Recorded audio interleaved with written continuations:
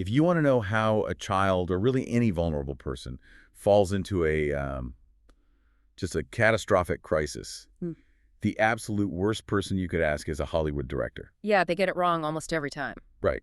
But the best person, well, surprisingly enough, it might actually be a credit card debt counselor. Which sounds completely wild when you first hear it. It really does. Yeah. But welcome to today's deep dive. We are looking at this really fascinating document today.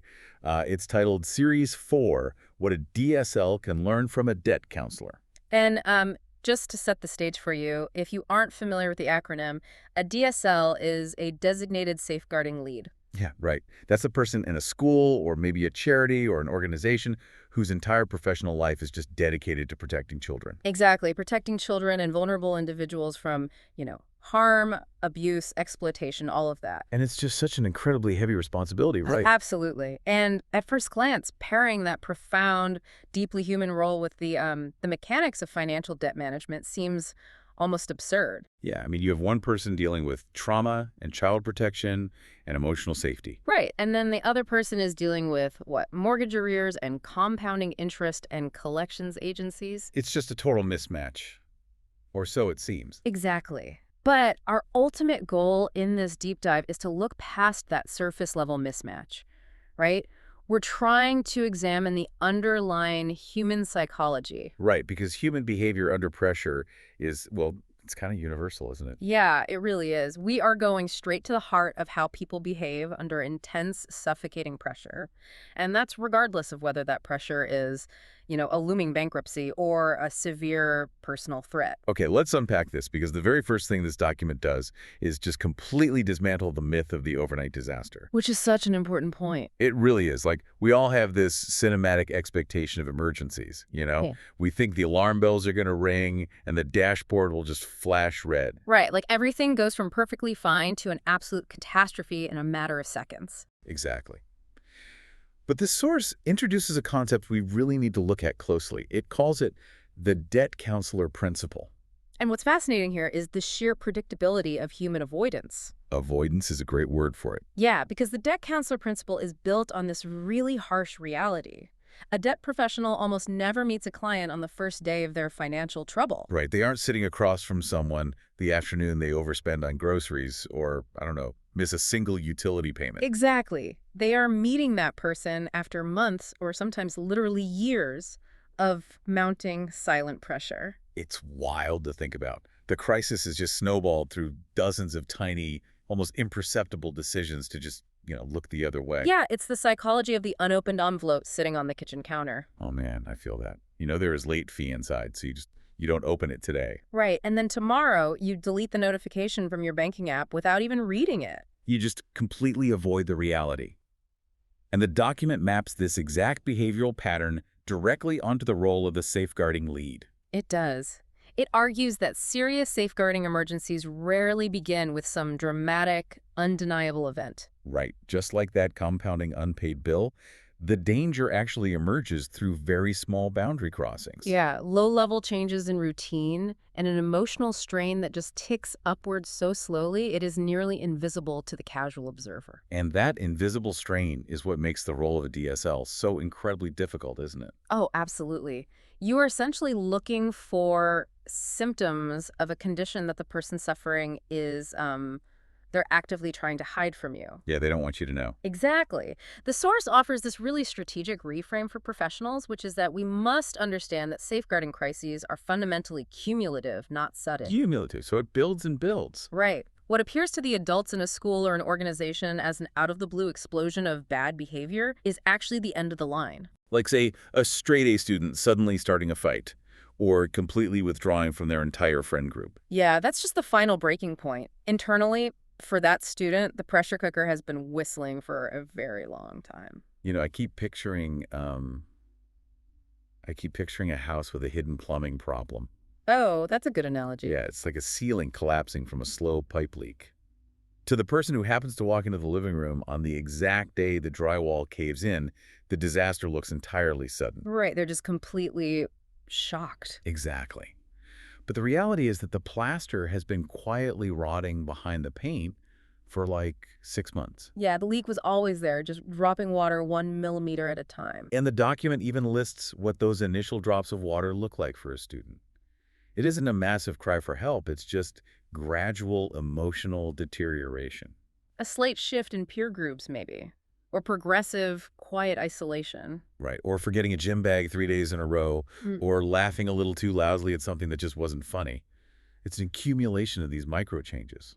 Which naturally leads us to a massive psychological puzzle. Yeah, it really does. If the crisis is building that slowly, if the pipe has been leaking for months, and the student is fully aware that the ceiling is getting heavier. Right. Why do they let it build without saying a word to anyone? Exact. I mean, I get the debt comparison, but I'm struggling with the logic of the silence in a human danger context. That's a very fair point to make. Because if you're a student in a genuinely dangerous or overwhelming situation, if you are experiencing real harm or being exploited or facing abuse, wouldn't your basic survival instinct just take over? You would think so, right? Yeah, like if you are drowning in a pool, you don't stop to worry about whether asking for help is going to be embarrassing. You just scream for a lifeguard. Right. So why wouldn't a vulnerable person just shout for help the moment the water gets too deep? It is a completely rational question, and it represents exactly how well-meaning adults tend to view these scenarios. Because it just makes logical sense. It does. We assume that danger automatically triggers a request for rescue, but the source introduces a critical psychological mechanism to explain why that doesn't happen. Okay, what is it? It comes down to the paralyzing weight of shame and what happens to the human brain under extreme emotional distress. Right, shame is huge. It really is. Distress actively reduces a person's cognitive capacity to solve the very problems causing that distress. Wait, so the stress itself breaks the biological tool you need to fix the stress. That is exactly the physiological reality. When a person is drowning in shame, whether that is the shame of massive financial ruin or the shame of being manipulated, bullied, or harmed, their cognitive load is entirely maxed out. Wow. Yeah. The prefrontal cortex, which is the part of your brain responsible for logical planning, reasoning, navigating complex social interactions, it essentially just goes offline. So you can't even think straight enough to plan your way out. Exactly. You are left operating from the amygdala, the fear center.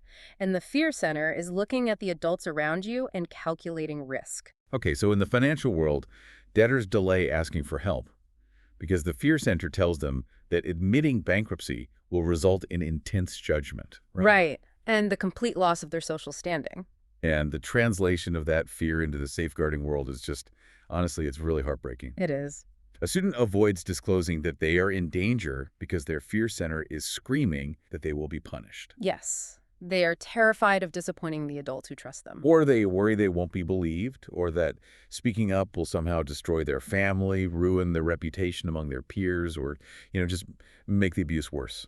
The document actually identifies this dynamic as one of the single biggest obstacles to early intervention. I could see why. People require a baseline of emotional safety before they can even begin to ask for practical help. Right, because if the act of asking for help carries the perceived risk of moral judgment or disappointment or severe social consequence, their survival instinct actually flips. Exactly. Their brain tells them that remaining silent, even in danger, is the safer option. Wow. Silence feels safer than rescue. That's heavy. It is. And while they are hiding in that silence to protect themselves from judgment, something else is happening in the background. Practical problems and emotional distress are becoming completely tangled together, which just accelerates the crisis. Okay, so the financial pressure creates crippling anxiety and sleep disruption, Right. which destroys your ability to make good choices, which leads you to take out a payday loan, which then just makes the debt significantly worse. Exactly. And for a vulnerable student, the underlying safeguarding issue creates emotional overload. And that overload leads to poor coping strategies, Yeah. right? Like acting out in class, skipping school, self-medicating. Yeah, and those coping strategies inevitably invite disciplinary action and punishment from the school. Oh, I see where this is going. And that punishment just piles more shame onto the student, confirming their belief that adults are only there to judge them. It creates a vicious, self-sustaining loop. Yeah. The distress causes the behavior causes the punishment, and the punishment reinforces the silence. Exactly. And as the individual is trapped inside this spinning loop, time is still passing. The debt is compounding. The risk is escalating. Here's where it gets really interesting, because the passage of time introduces a terrifying physical reality for the person trying to do the rescuing. Yes, the clock is always ticking. Right. By the time the silence finally breaks and help arrives, the available options have already shrunk to almost nothing. The math of intervention is brutal, but undeniable. Oh, I like how you put that. Early intervention preserves options. Delayed intervention destroys them. Think about the debt professional. Okay. If a client walks into their office during month 2 of struggling with credit card payments, there is enormous flexibility. Right. They can consolidate the debt, negotiate a lower interest rate, or set up a gentle payment plan. The options are wide open. But because of shame, that client doesn't walk in until year 3, when the house is already in foreclosure and the bankruptcy papers are filed. Right. The flexibility to maneuver is just completely gone. And for a DSL in a school, this means they're almost always entering the picture incredibly late in the safeguarding trajectory. Because the kid has been hiding it. Exactly. By the time the adults are fully aware of what is happening, by the time the ceiling actually crashes to the floor, significant emotional or physical damage has already occurred. The student feels hopeless at that point. This is why the source pushes so hard against the concept of waiting to see. Oh, yeah. Like when people say, let's just keep an eye on them. Exactly. If a professional or a leader notices those early warning signs, the small changes in behavior, the slight withdrawal, and decides to wait until they have undeniable crisis-level proof before stepping in, they are making a disastrous strategic error. Because waiting for proof is an active decision to let the options shrink. Precisely. It guarantees that when you finally do intervene, you will not be dealing with a simple, gentle resolution. No, you'll be dealing with entrenched trauma, severely broken trust, and a vastly more complex rescue operation. Which nobody wants. Right.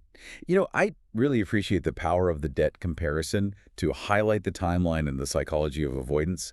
But I have to admit, I struggle with a fundamental part of the metaphor itself. Okay, let's hear it. Because the word debt carries heavy baggage. It does. It implies that at some point you made a bad bet. You willingly bought a car you couldn't afford, or you live beyond your means.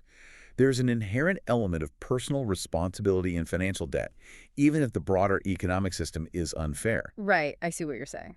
But a child or a vulnerable adult in a safeguarding crisis didn't make a bad purchase.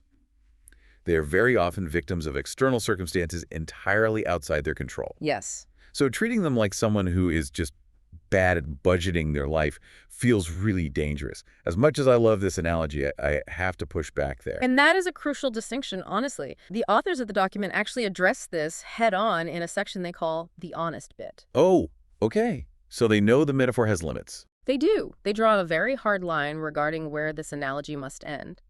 They explicitly state that safeguarding concerns are not simply poor decisions, and the individuals experiencing harm should never, ever be blamed for the escalation of that harm. Okay, that makes perfect sense. We are using the mechanics of debt to understand the timeline, but we are completely throwing out the blame. Exactly that. The document provides a framework for separating the two. How so? Well, a debt counselor is navigating financial systems and or at least partially self-inflicted monetary stress. Right. A DSL is navigating deeply complex human and relational systems. They are dealing with vulnerability, external coercion, grooming, and power imbalances, where the student is the target of someone else's malicious actions. Yeah, that is vastly different than missing a credit card payment. Right.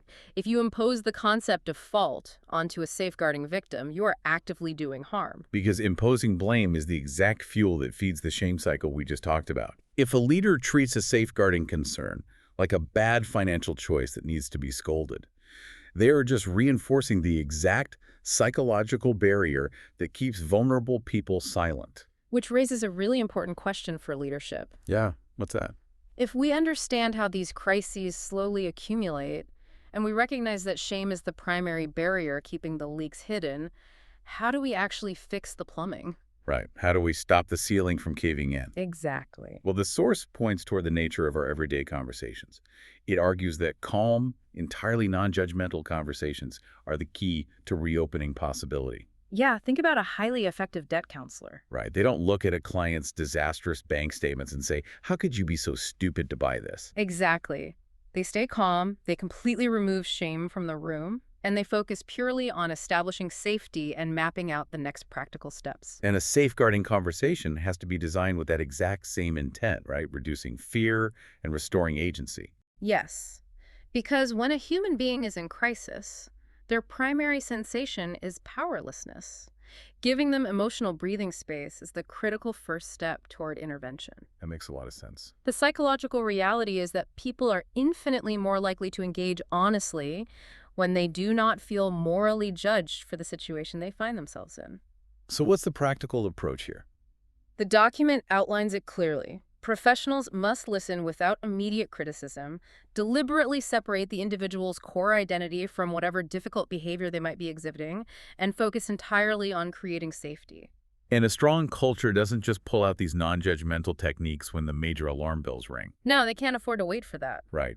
They rely on what the Thorth calls low-threshold support systems. If we connect this to the bigger picture, the goal is building well-being literacy. Well-being literacy. I like that. Yeah, it's a proactive strategy. It means actively teaching people how to seek help and giving them the emotional vocabulary to do so long before a serious crisis ever materializes. It is about normalizing the act of asking for support so completely that it just becomes part of the everyday culture. Exactly. Because preventative care depends entirely on making the threshold for help incredibly low. Right. If checking the pipes for moisture requires a student to fill out 3 forms, sit in a sterile, intimidating office, and face a panel of disappointed adults, no one is going to ask for a pipe inspection. No, absolutely not. They will just wait until the ceiling falls on them. Exactly.